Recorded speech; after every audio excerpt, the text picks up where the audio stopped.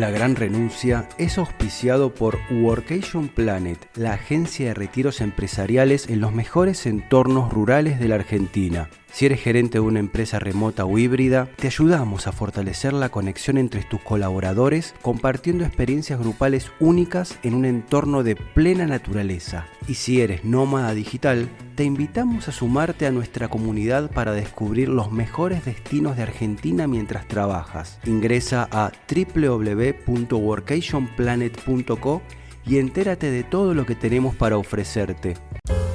Sin Oficina es el lugar donde convertir tus ideas en proyectos y tus proyectos en negocios, rodeándote del mejor talento online. Una comunidad sin spam, sin ruido, sin humo, pero con valores, eventos guapos y mucha pizza. Si querés materializar tus ideas, mejorar los procesos o impulsar tu negocio en un ambiente de colaboración, este es tu lugar. www.sinoficina.com www.sinoficina.com. Animate y salí de la cueva. ¿Quieres trabajar y vivir en España? www.barcelonaextranjería.com. Un despacho de mujeres de todas partes del mundo especializadas en migración y extranjería. Visa nómada, nacionalidad española, contratación de trabajadores altamente cualificados, estancia por estudios, residencia no lucrativa.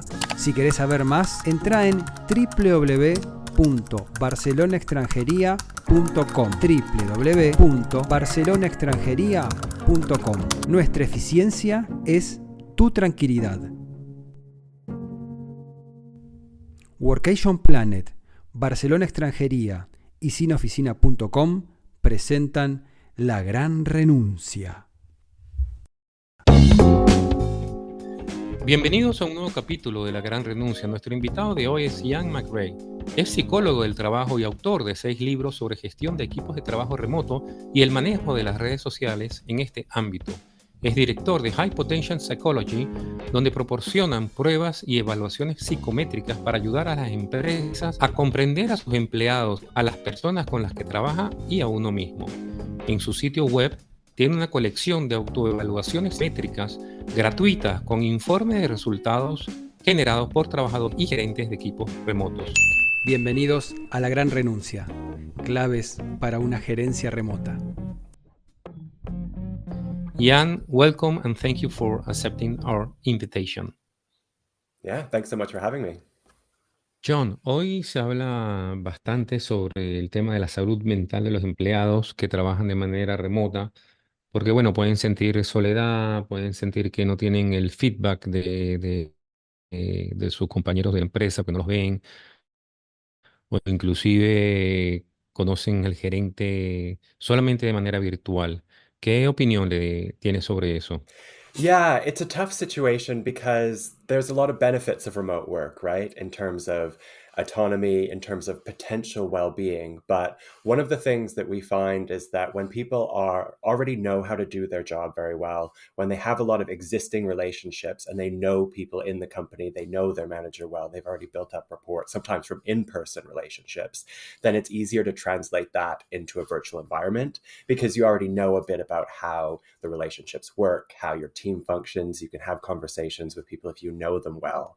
But if you have virtual teams where people are starting up virtually, so they don't have those existing networks of relationships, they don't know how the organization or the team functions, it can feel a bit alienating because it's hard to get that information virtually. And it's sometimes more challenging when you have less information just in your chat window or your Slack window or whatever you're using. So it's definitely a real challenge to get that level of kind of knowing your colleagues, understanding how to work well in a team when you only work virtually. And it takes a lot more meaningful and deliberate effort. So if you don't have any options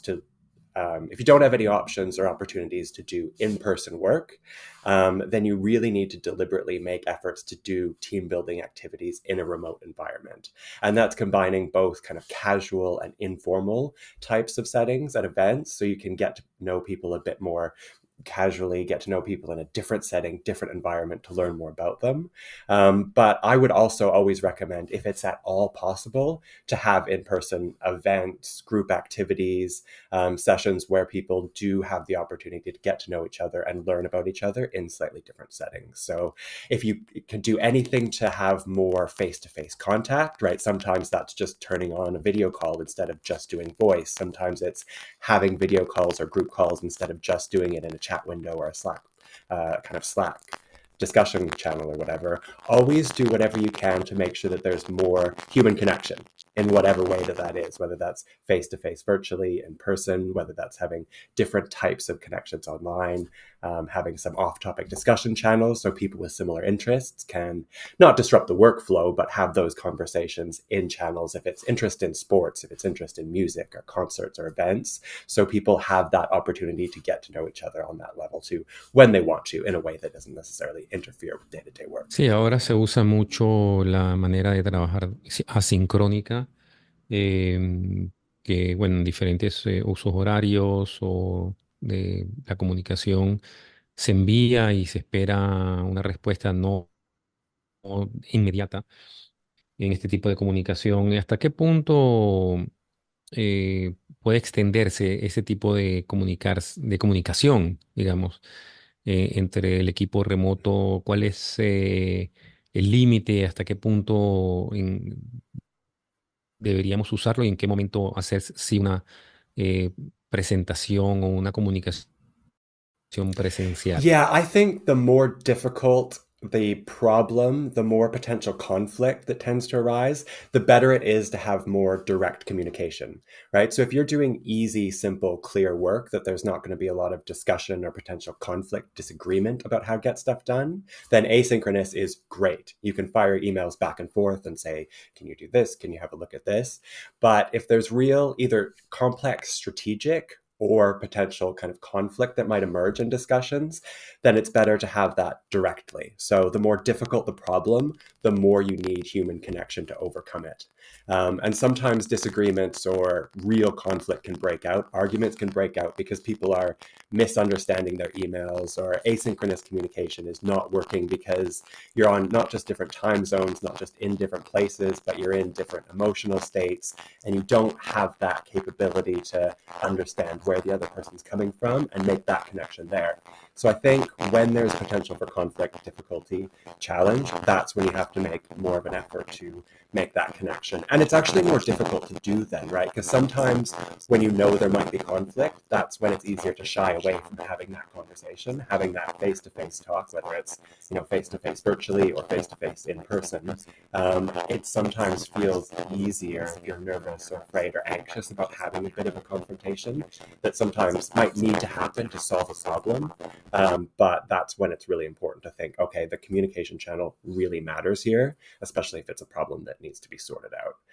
I would say, especially at senior leadership levels too, if you're having senior leadership discussions, board conversations, if you're setting a really clear agenda priority for the next year, try and do that in person. It's better to be able to see people's reactions, see people's facial reactions, understand that in real time, because you're getting and communicating a lot more information when you're actually seeing people and when you're occupying the same space. So anything complex with emotional, difficult, challenging, strategic, complex decision-making, face-to-face is better. Ok, ¿y cómo puede influir el trabajo remoto en el desarrollo personal? Yeah, that's a good question, because I think remote work is better and can be more effective as people have more skills, more relationships, more complex networks. So one of the things I hear consistently is new employees, and especially younger and inexperienced employees, sometimes struggle more in a remote working environment because you've got a bit less oversight, a bit less training, and you probably don't even know the questions to ask if you're just starting a career or starting a new role.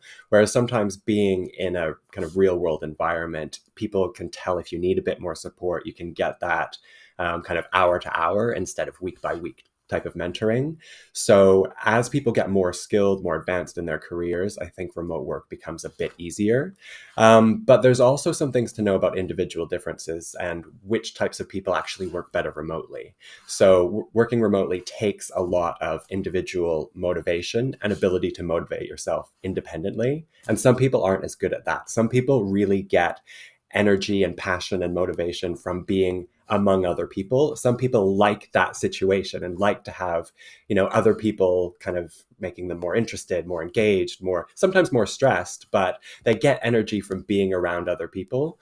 Well, there's some people who can easily go off and do work for themselves on their own for an entire day or a week, or, put their head down and just get a whole bunch of work done. That depends on the type of role too. Sometimes like technical specialist roles, researchers, people who are doing a whole bunch of really focused independent work can work really well remotely over a long period of time. Anything that needs more conversation, more energy, more teamwork, sometimes that can be a struggle for remote work.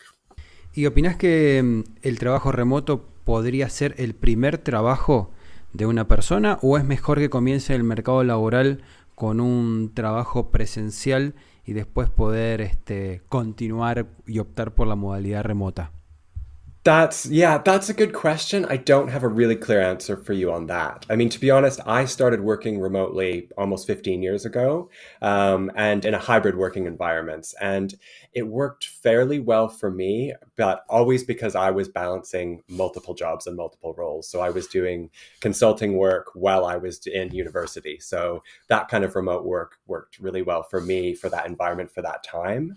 It's probably not the best way to start up a new full-time job. And it's probably not ideal if you're just entering a new area, a new type of work, where a big part of that onboarding process is developing relationships and a broader understanding of the people that are doing it. So I think it's possible. With a lot of deliberate effort and really good performance management, you can have a remote-only, remote-first workforce. But you need to make sure you've built up that kind of organization and those kind of structures that mean people know what they have to do. They've got a really clear line of management. They've got good performance management structures, and they've got all of the processes and ways that they can ask questions and get things done. But really, ideally, I'd say early in your career, early in a first role, it's better to have at least a hybrid environment where there is some time in the office amongst other people. Ian, en tu página web tienes evaluaciones sobre las diferentes características del trabajo remoto. En base a eso, ¿cuál tú dirías son los rasgos más vulnerables del trabajo remoto? Yeah, that's a good question, because there's a couple, I think, that are really clearly, there's a couple personality traits that have really clear connections to success or having difficulty in remote work. And the big one is conscientiousness. So that's how good you are at motivating yourself independently and keeping yourself focused, engaged, and interested, and long-term planning. So people who have really high conscientiousness, which is very stable personality trait, it's something that's not easy to change. You can change your environment, you can change your behavior, but not so much your personality. Conscientiousness is really important to success in remote work. And I kind of alluded to that before in saying that people who need their environment and other people to motivate them do better in an office environment with other people around them. So conscientiousness, huge predictor of success in remote work, because it's that capacity to motivate and plan your day in the short and long term. The other thing is adjustment. So people who are highly anxious about a lot of things, who worry about things easier, sometimes have a lot more trouble in a more distant remote workplace where they're not getting as much feedback, because they're not getting the same interpersonal or emotional feedback to understand how their work is being received. So an example of that is if someone submits a project, submits a presentation or something, sends it off, but doesn't see a response from it for a day, are they more optimistic? Do they think, oh, no one said anything, they must have loved it? Or do they think, oh my God, no one said anything about it, everyone must hate it? I'm really worried about how they interpreted that. Do they think it was terrible? Is no one saying anything because they don't want to offend me? Right? So sometimes people who are naturally very anxious just tend to worry about everything, and in silence or in lack of response, they worry more. whereas people who are more kind of optimistic and get less anxious about that kind of stuff might not have the same emotional response to, either silence or not hearing back from people or whatever that is. So sometimes people who are more anxious about things like that, get more worried, stressed, concerned about things like that, need a bit more real-time feedback and need to see people's kind of positive reactions or whatever the reaction is, because they need to get that information to settle the kind of anxiety and ambiguity of what can be kind of complex or worrying, concerning situations, if that makes sense. Sí, en una de tus charlas escuché que la importancia del ambiente laboral, porque muchas personas que trabajan de manera remota no le dan la importancia el lugar donde están trabajando, ¿no? En su casa, en cualquier lugar. Quizás no utilicen tanto el ir a un coworking. Entonces el lugar de trabajo realmente no es cómodo y puede afectar la forma de trabajar o cómo se siente la persona. ¿Qué opinión le das a esto?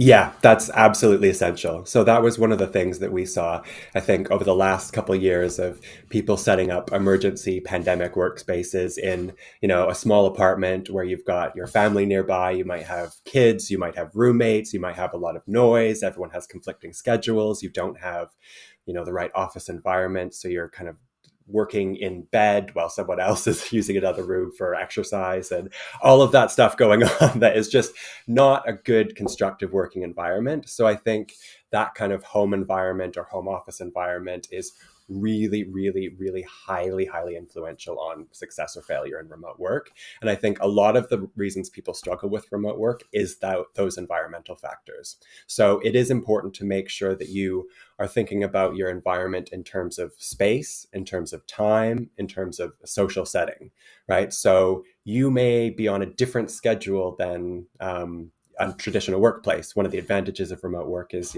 talking across time zones. And I've done that in, various settings of working with people who are in North America or South America and Argentina and Taiwan. And then, but trying to manage those global workforces where everyone's on a different time zone can be really challenging. So you have to make sure you plan and schedule and figure out when's best for you, but then also communicate that to other people, right? So you may have a slightly non-traditional schedule, but you should still have a structure and some clarity, right? Because you don't want to be taking calls at every hour of day or night, just depending on, when someone needs a project, when someone needs a response. So planning that in the long term for time is really important. The space is also really important too. And some people thrive in chaos a bit more than others. Some people need a completely quiet, focused, really kind of quiet and private workspace. Some people like a bit of energy in an office environment, right? So some people like to be either in an office or in a co-working space, even just to be around other people who are working on similar types of projects on a similar type of schedule in a similar kind of mental headspace, right? For what kind of things they're doing. And they like that the coffee machine's going and people are having meetings and there's stuff going on. So that's something to think about too, whether or not you want your own private space or whether you want to be in a shared working space, whether or not the people in that space are doing the same work as you. Yeah. And then the other thing to think about is what your home shared space is like if you want to be managing that schedule. And sometimes people don't have the option, right? Sometimes you're working at home because that's the only space you have and you can't get to the office or whatever. But figuring out how to structure that, some sort of work-life balance, even if you're working from home, is really important. So one of the things that I did during kind of pandemic lockdowns and stuff, because I sometimes have trouble separating work from other things and tend to keep working, is having an hour-long walk at the end of my work days when, you couldn't go far from the house, but I needed something to signal, okay, work is over, even though I'm going to come back to the exact same space, sometimes the exact same position, and, switch my screen from work to something more fun. But I needed something to separate that day and some clear headspace to go, okay, it's 5 o'clock, 6 o'clock, done work, clear my head, have a bit of a break in a different environment, and then I can get back to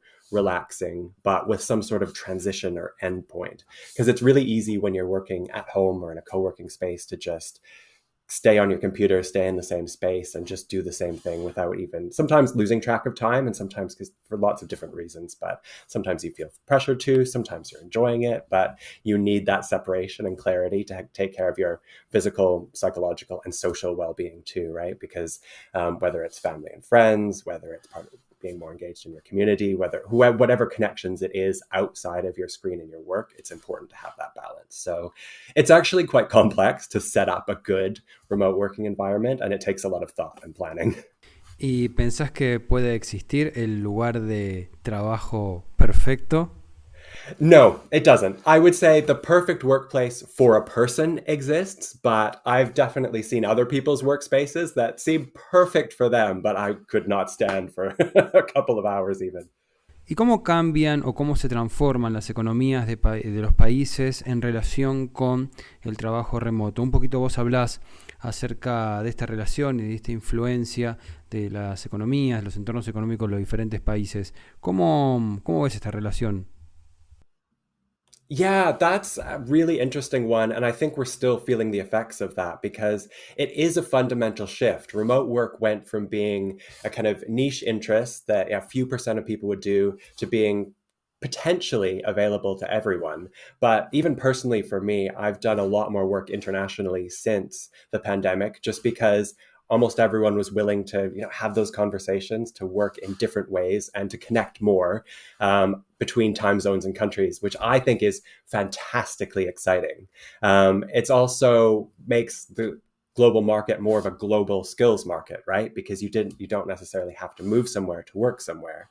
And we've seen this really profoundly in some countries, like digital nomads moving to a few different specific countries like Portugal.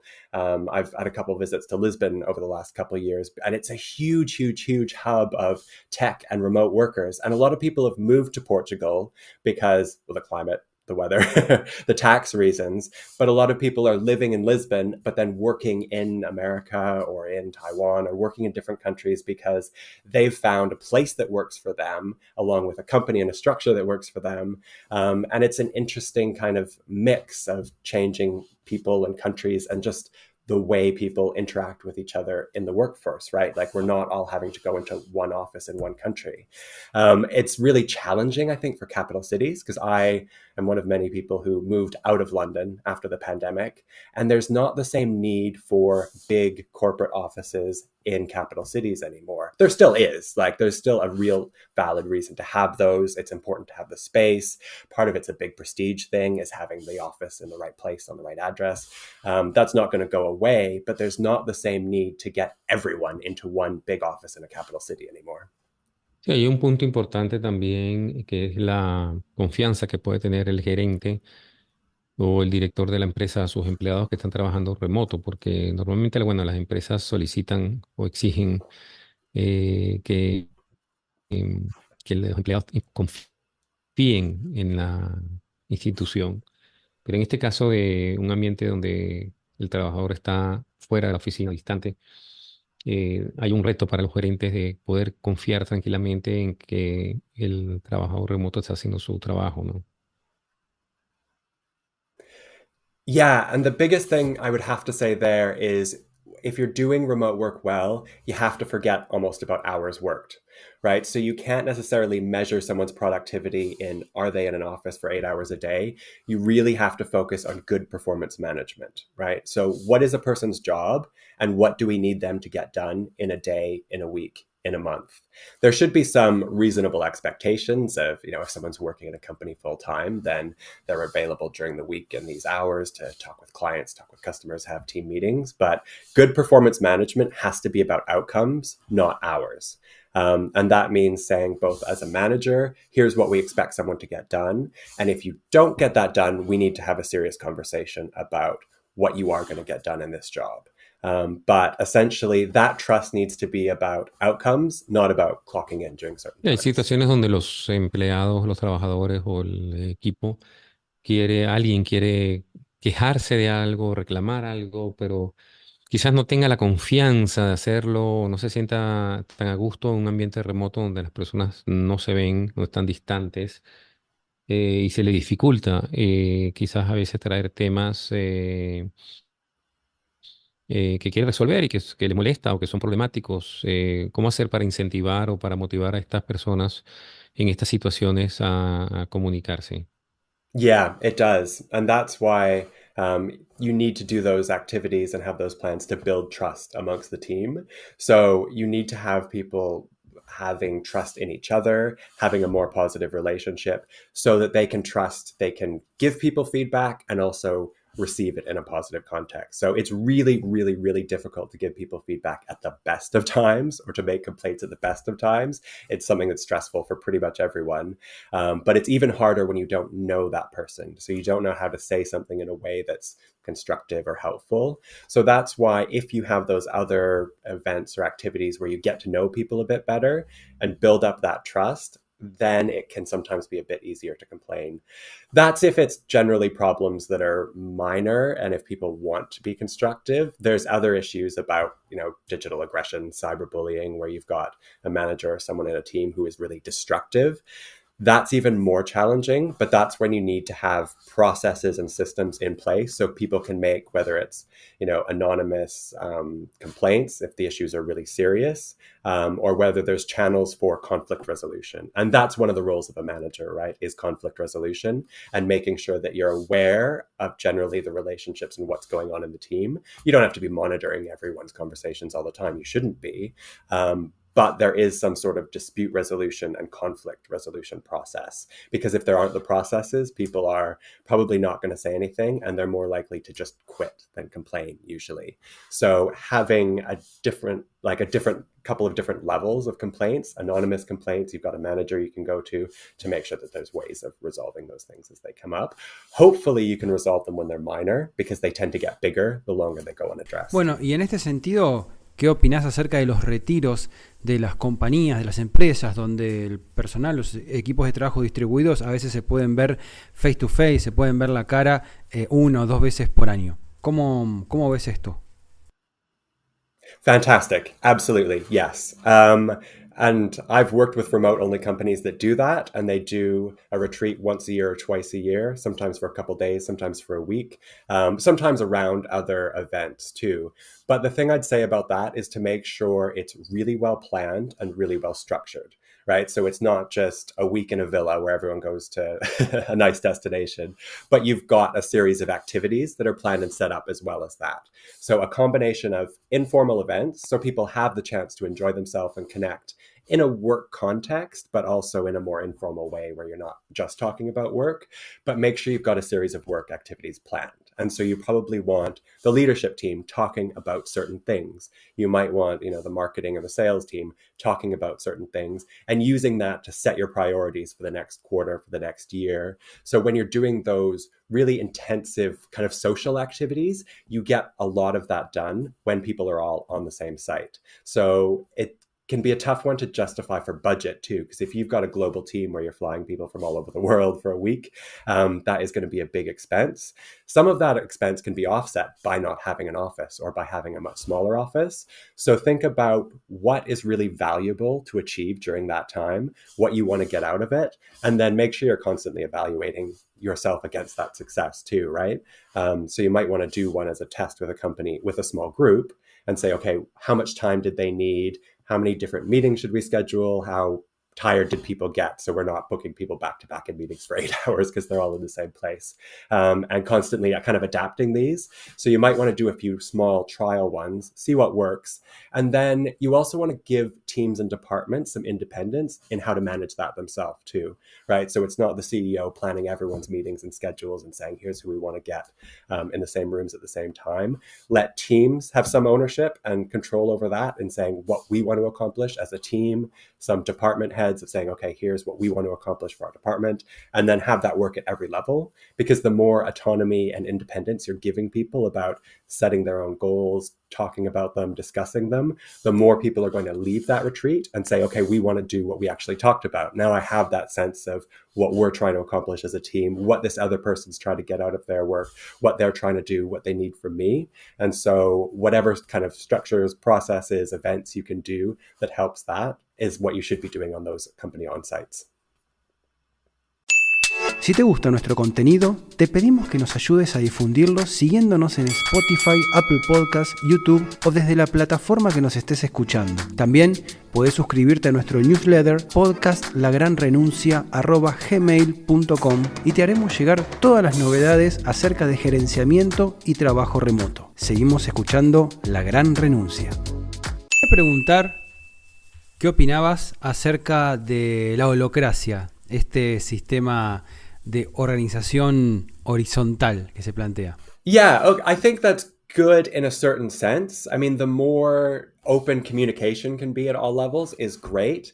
I think that can work relatively well. It doesn't always scale well. So if you've got a team of 12, 24 people, it's a lot easier to do than an organization of 200 or 400.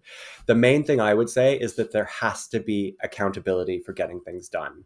So you can be at the same level in terms of communication and having meetings and, discussions with people and valuing other people's time and valuing their contributions. But ultimately, there have to be a few people who take responsibility for getting things accomplished, making sure goals are done. And if you've got those performance management criteria, making sure that that happens. Some of that in some digital environments can be automated, right? So some of that performance management structures, if you've got digital targets you're trying to hit, you can kind of automate that. But again, you don't want to take that accountability or responsibility away from people.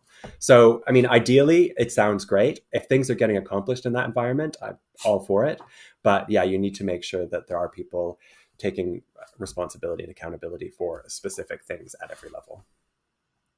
Ya, ¿qué nos podías comentar sobre la inteligencia artificial en relación al trabajo remoto o al nómada digital? Yeah, we're still kind of trying to grapple with that.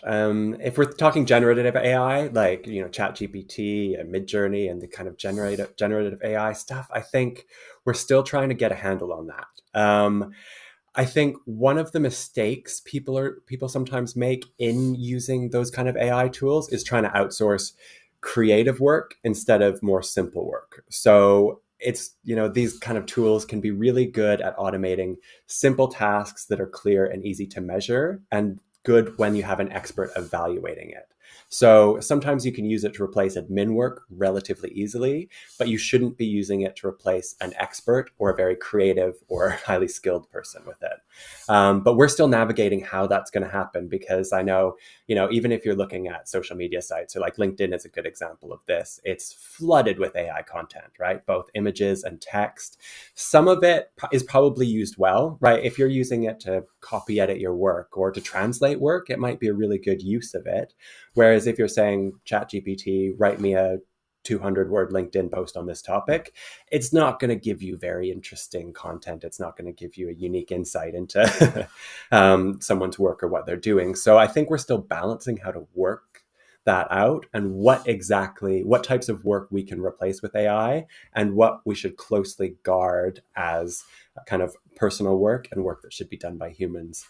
The other thing that I think is a big thing to warn about here is outsourcing motivation, right? I think it's really important we focus on what intrinsically we like about our work, what part of our work we think is a very human, independent, creative process that's important to us personally and important to what we bring to an organization, right? So if you start automating the parts of your work you love, it's going to take the excitement and the joy and the interest out of it. Whereas if you can outsource or automate the things that you enjoy less, then that's going to be a really fundamentally different way in which you engage with both AI and work. So I don't know, I'd ask you that as well. How do you see it changing the nature of our work? What do you think it does well, and what do you think we should avoid when it comes to AI and remote work?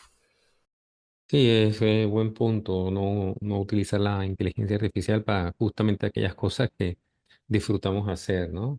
Em, y también cuando en las empresas el director o el gerente quiere traer una nueva tecnología, utilizar una nueva tecnología, implementarla, a veces no consulta con el equipo, o el equipo quizás ve esa nueva tecnología como realmente no tan útil como la ve el gerente, y se crea un conflicto en ese sentido. ¿Cómo resuelves esas situaciones, o cómo ves la mejor manera de resolver esos? Yeah, the first thing I'd say is to be really clear about what the technology is supposed to do. Because sometimes, well, not just sometimes, often what happens is a manager or someone will bring in a new technology to a company because they've seen a product demo and they just think it's cool, right? Like, I want to try this out. I want everyone in the team to try this out. But they don't necessarily have an idea about what the end goal is like. And that causes a lot of anxiety in your staff because if you just bring in a new technology, the first question is this going to replace me? Or what is this supposed to do? Is this going to take away my job? But if you're saying, we're bringing this in because it's going to save you time, let's say it's an AI transcriber. So it's going to take meeting notes. And so it's going to just save the time of recording meetings, of summarizing information. And we're doing this so that so-and-so doesn't have to spend all of their time doing this, or we want you to spend more of your time elsewhere. And we think that'll increase productivity. That's a great way to do it. Because you've said, here's the tool, here's what we're trying to accomplish with it, and here's how it's going to benefit your productivity, make your life a bit easier. If you can do it in that way, and then you can have those conversations with your staff to say, is this working? Is this actually saving you time? Because that's the other thing that happens sometimes, right? Is that you bring in this new tool and it's so clunky, it's inefficient, you can't log in. People spend more time trying to sign up and log into it and find where the notes are stored than is really saving them time. So whatever you can do in giving your staff and giving your team kind of input into saying, is this a good tool? Is it accomplishing what we hoped it would? And is this something that's useful for you? Gives them more buy-in if it works, but it also gives them the chance to say, no, this doesn't really work for us. So communicating the intended outcomes is really important, and evaluating them against that is also really important. Bien, ¿y cuál es la relación entre el trabajo remoto y el nivel educativo? ¿Vale la pena todavía estudiar en la universidad para poder trabajar remoto? ¿Cómo vale ese crédito educativo? ¿Cómo ves esto? Yeah, I think remote work generally gets a bit easier with experience, but this is another one that I want to bring it back to, what do we really want to value from both tech and remote work in the sense of tech is outsourcing things for education. Like, one of the things that I think is really important in learning is having a good mentor, a good teacher, a good instructor. And I think one of the things we saw in universities when everything had to be remote is there was a lot of disengagement. Like, it's a lot harder to keep people interested on a screen when you're not right in front of them, and you can't have, small group work and interactions and seminars.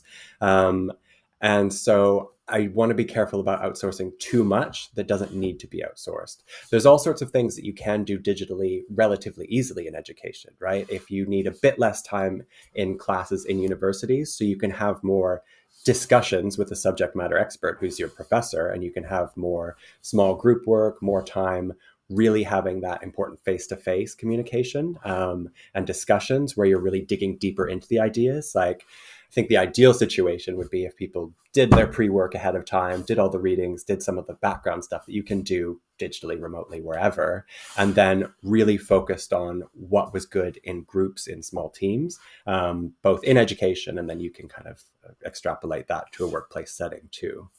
Does that answer the question? Y Ian, te quería preguntar sobre cómo ves el futuro Okay.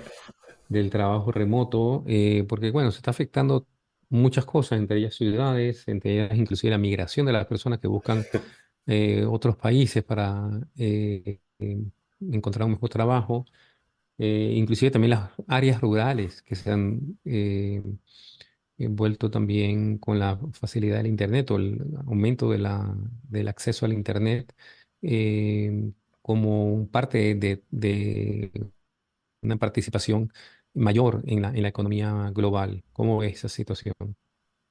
That's actually, you've raised a really good question and a really good point with rural areas too, because still one of the biggest problems in rural areas is lack of connectivity. So there's all sorts of places where people could be working remotely and who have the skills and the knowledge and the experience. But because video is really important, because data is getting so much bigger, if you don't have a good internet connection, you could be in the United Kingdom, you could be in Canada, you could be in Argentina, but if you don't have a good internet connection or a reliable, stable connection, you can't do that remote work. Those opportunities might be available anywhere, but if you're so far removed from that digital infrastructure, they're not available. So I think that's something some countries are doing very well, some countries are not doing as well, is making sure that there's universal access to good high-speed internet, because that economically is such a big differentiator in access to the entire global workforce, talent pool, pool of ideas and expertise. So I think that's something that needs to happen at a big level to make sure that everyone benefits from the opportunities. But I do see cities becoming a bit less important, just in the sense of big office towers and big office buildings. Those will probably be more collaborative spaces, and there still will be prestige spaces, right? There's big not opportunities. There's a huge amount of prestige and status in having a building in London, in Hong Kong, in Dubai, in wherever it is for your industry. So I think there's still going to be a big role of just kind of desirable real estate in trying to communicate a brand image. But spaces might be more about branding than they are about being a functional workspace in the future. So I think it'll be interesting to see how that plays out. And because you're seeing that sometimes in offices where, it's like a huge, amazing lobby. They've got these huge collaborative spaces that may not be the most used places, but it's like a kind of brand image of what the company is to look like, even if the majority of people aren't actually working in that office. So that'll be interesting to see. But I think space and place is still going to be really important. I think how we structure our co-working spaces, how we figure out how to connect with people in real world spaces, in real time, in real environments, is a question that we haven't fully answered, but is really important to look at for the future. And some of that has to be research-based, but a lot of that is going to be the issue you raised initially is there a perfect workplace? Is there a perfect remote work environment? Not really. It depends on the person. It depends on the company. It depends on the team. And people need that ability to customize their own space and figure out what works for them with their teams in their industry and in their environment. También tiene un efecto importante sobre el real estate, ¿no? Porque mucha gente está optando por maneras diferentes de vivir. Estamos hablando de cohousing, por ejemplo, de familias que optan por alquilar esta especie de casas en comunidad y poder vivir en común a partir de una forma de trabajo que es el trabajo remoto. ¿Cómo ves esto vos? That and digital nomads and different types of living spaces and different types of environments. I really hope that that's one of the results of this, is that we see lots of different models popping up. And I think that everyone has an open mind to all of those different type of models to see what works and ask the questions about why does this work? What has worked well for this community, for this group? And I think sometimes some of that is missed out in the questions people ask. We go, okay, so this is what the space looks like. Maybe we should redesign our office so it looks like this community, this commune that's worked really well. But then you miss out the ideas of, culture and people and the connections within that place that are really making the environment, the physical environment work. So we need to have a really kind of complex and nuanced understanding of what is working and why in different places for different people. ¿Nos puedes recomendar alguna herramienta digital que sea beneficiosa para el trabajo remoto? Yeah, definitely. I've got a few, as you mentioned, psychometric tests on my website that are available. They're in English, but they're completely free. So you can test your own kind of remote working skills. You can look at some of the personality factors. Those are really interesting ones for kind of assessing your own capacity for remote work and sometimes for understanding what you could change in your current working environment. So I think self-assessment tools like that could be really useful. You can put the link in the podcast notes. But the other thing I think is really useful is trying out different things for yourself. I would really recommend people try out a co-working space, try out working in coffee shops, try out different types of working environments, even if it doesn't necessarily seem like it would work for you, to see what you like and see what you don't like about it. And when you do, be really reflective about it.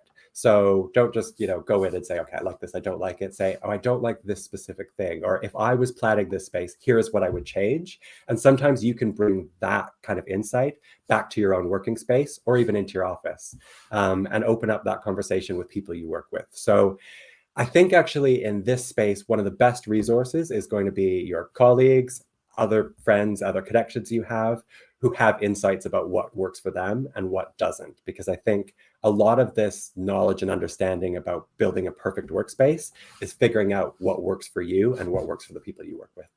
Ian, muchísimas gracias por haber estado en el día de hoy en La Gran Renuncia. Muchas gracias. Yeah, fantastic questions. It was great being on the podcast, and I'm so glad you invited me. Thank you so much.